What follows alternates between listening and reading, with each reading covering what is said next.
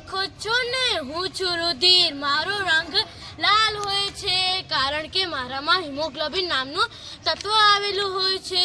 હું પ્રવાહી છું, તેથી હું રુધિર વાહિનીઓ દ્વારા શરીરના જુદા જુદા ભાગોમાં વહું છું. હું જ ફેફસામાંથી ઓક્સિજનને શરીરના કોષો સુધી લઈ જાઉં છું. મારા 3 કણો, આ છે રક્તકણ, આ છે શ્વેતકણ, આ છે રક્તકણ. મને ઓળખો છો ને, હું રક્તકણ. મને આરબીસી વડે ઓળખે છે. આરબીસી એટલે રેડ બ્લડ સેલ. હું હિમોગ્લોબિન ધરાવું છું, એટલે જ હું લાલ દેખાઉં છું. મારા વગર શરીરને ઓક્સિજન ન મળે.